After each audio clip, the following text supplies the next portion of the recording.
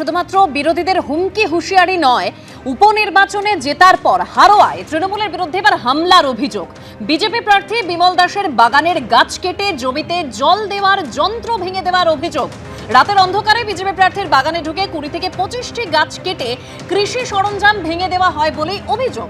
পুলিশের বিরুদ্ধেও নিষ্ক্রিয়তার অভিযোগ করছেন বিজেপি প্রার্থী বিমল দাস।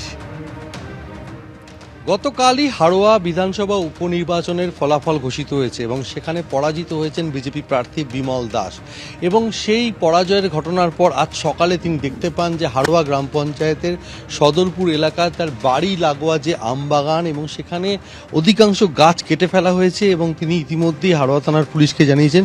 পুলিশ ঘটনাস্থল পরিদর্শন করেছেন। কথা বলে নেব বিমলবাবুর সাথে। কি অভিযোগ আপনার?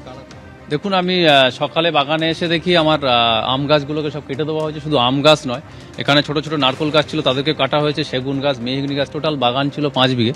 4 বিঘে জমির আম বাগান কেটে দেওয়া হয়েছে এবং আমার মাঠে ছ্যালো মেশিন ছিল, সেটাকেও ভাঙচুর করা হয়েছে, উল্টে দেওয়া হয়েছে। ট্র্যাক্টর ছিল, সেটাকেও ভাঙচুর করা হয়েছে।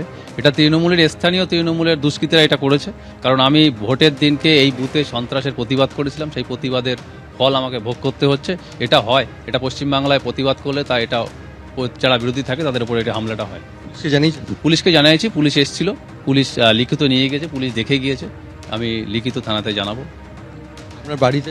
আমার বাড়িতেও হামলা করার চেষ্টা করছে, যেহেতু ওখানে রাজ্য পুলিশ আছে এবং সেন্ট্রাল বাহিনী আমার দুজন আছে, তাই জন্য ওরা করতে পারছে না। ওরা শুধু সময় ফাঁক খুঁজছেন যাতে এটা করতে পারে, হামলা করতে পারে। গাছ নয়, কৃষি সরঞ্জামও ক্ষতিগ্রস্ত করা হয়েছে। আর এবং অভিযোগ করা হচ্ছে বিমল দাসের তরফ থেকে যে ভোটের দিন থেকে তিনি সন্ত্রাসের প্রতিবাদ করেছিলেন আর সেই কারণে স্থানীয় তৃণমূল কর্মীদের দীর্ঘদিন ধরে তিনি চক্ষুশূল হয়ে পড়েছিলেন।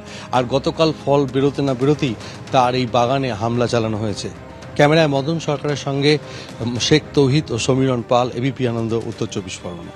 গতকাল বিধানসভা উপনির্বাচনের যে রেজাল্ট 6-6 তৃণমূল, আর তারপরে কল্যাণ বন্দ্যোপাধ্যায় বললেন, বিরোধীদের উদ্দেশ্যে বার্তা দিলেন যে কংগ্রেস সহ বিরোধীদের যে ইগো ছেড়ে ইন্ডিয়া জোটের নেত্রী হিসেবে মমতাকে তুলে ধরুন।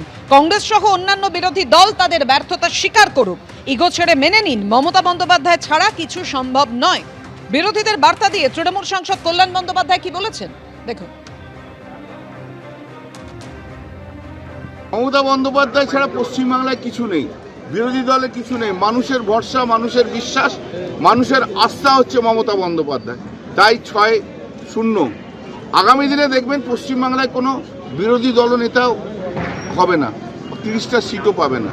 তবে এর সঙ্গে আমার একটা কথা আছে, যখন সারা ভারতবর্ষব্যাপী কংগ্রেস যখন পিছিয়ে পড়ছে, যারা অন্যান্য রাজনৈতিক দল, বিরোধী দল যখন পিছিয়ে পড়ছে, তখন তাদের ইগো ছেড়ে দিয়ে, তাদের সমস্ত কিছু ছেড়ে দিয়ে, তাদের দলের অস্তিত্ব রেখে ইন্ডিয়া জোট হিসেবে, সমস্ত বিরোধী দলের জোট হিসেবে, জোটের নেত্রী হিসেবে মমতা বন্দ্যোপাধ্যায়কে সামনে নিয়ে আসা উচিত এবং সামনে নিয়ে এসে ভারতবর্ষের বুকে সেই লড়াইটা লড়া উচিত।